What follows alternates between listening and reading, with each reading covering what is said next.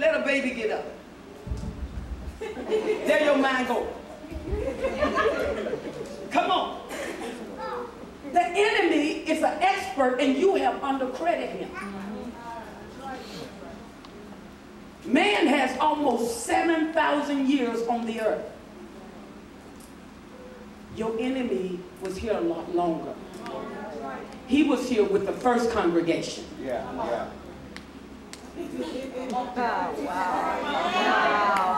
Let Dr. Cone bring that one on home. Wow. Come on. And they weren't humans. Now she done, I was with her. Now she done just went. Come on, y'all know how y'all. You can tell when they get ready to make an important statement. Whole face change. Come on, y'all. Be like, baby, I'm seizures now, right? Come on. So it's the residue that remains. So God said, I need you to lay it aside. So if you lay aside stuff, you can see what's wrong with you. But when you have residue, you can't see you, you see me. And when you see me, you do not mess with you. I get better from your rebuke, but you stay the same. Because where pressure is applied, it either moves, breaks, or solidifies.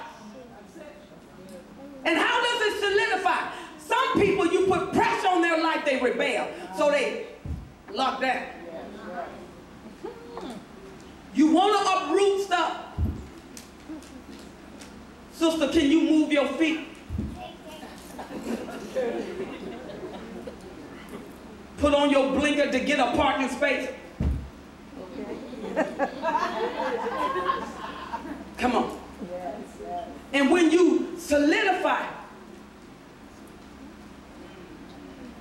residue, superfluity of naughtiness. Naughtiness is the word kakea. It means malignant, sickness, ill will, and a desire to injure. This is where suicide lodge. This is where murder lodge. Because murder is a desire to injure. And you don't need a gun, you need a tongue. Your tongue can shoot as many bullets as that gun. Come on, somebody. It means wickedness that is not ashamed to break the law. That means that if I don't lay aside filthiness, I'm going to get to the residue. And if I don't get to the residue, I'm going to become very naughty. Well, I don't care. The best description I have of naughtiness is a female, because I'm a female. So let me just put it, or a child who wants a toy. And they wait till the other kids go get the toy. They didn't even want it. Until the other child wanted it.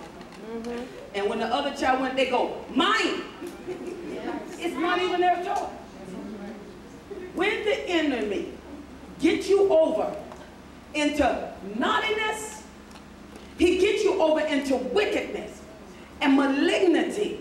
And the only way things get into malignity is it has to be where the heart can grow darker than where it was before, because you got to get it ill will.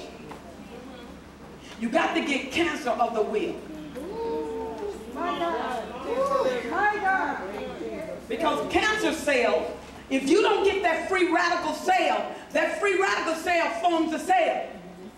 And because it feeds off your system, it needs blood to live. That's how you get tumors. It attaches to a vein. And it starts penetrating that vein, or attached to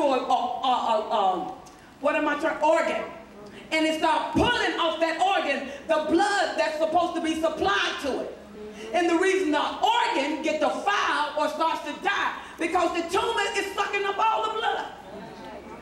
Right. Your will sucking up everything the spirit's supposed to get. Mine.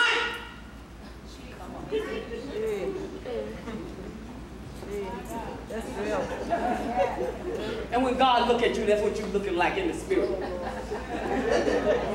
Mine. And angels said, my. Come on. Angels like, what's wrong with him? What is man that you are mindful of him? All the angels going, I don't understand that. Because if it had been us, they looked down all the angels in hell. Oh, I wish we hadn't done it. Cussing God. They'd be like, that would have been our fate.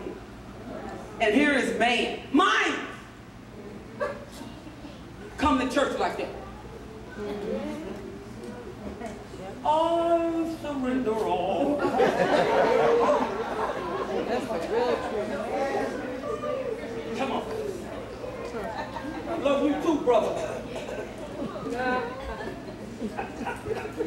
Malignity of the will. Every pastor that, if they hear this sermon, they'll be giving God a high five. Because your job is to change people's minds so you can change their life. But what happens, they get trained to come into church and they don't get trained to change.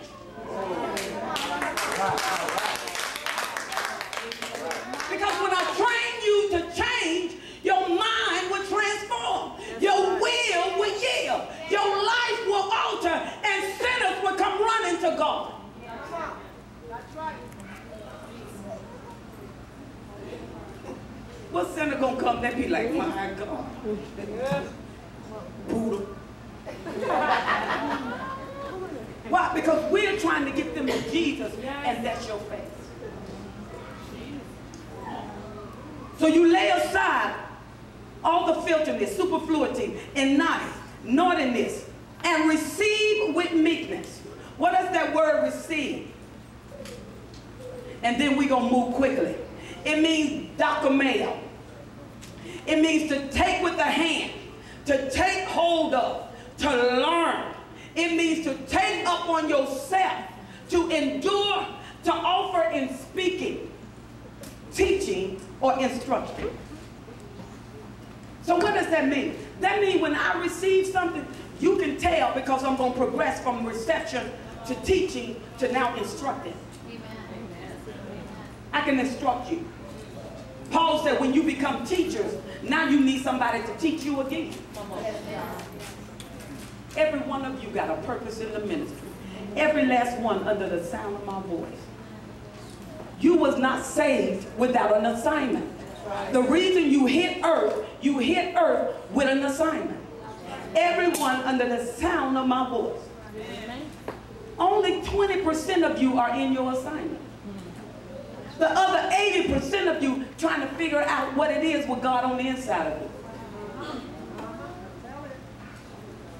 God, I wonder if you called me to preach. And you in the mirror can't read.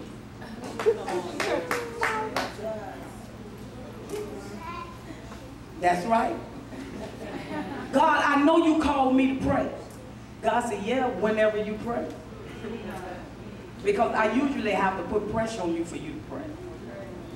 Because you only pray under pressure. You won't pray unless pressure is applied. Some people, unless you beat them, they will not operate. They're used to slavery. When slavery first came to the United States, they had to alter their name. Because whatever that person, if you left their original name, they will remember their nation and their culture. And you can't break a person who's remembering their nation, their culture, or their religion. We learned that by being over in Iraq.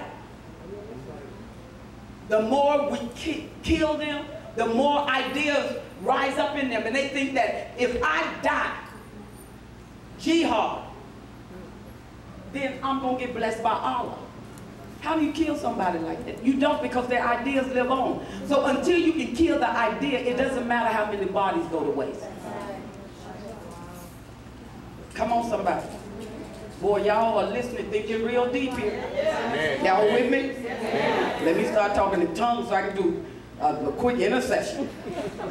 Amen. Wherefore lay aside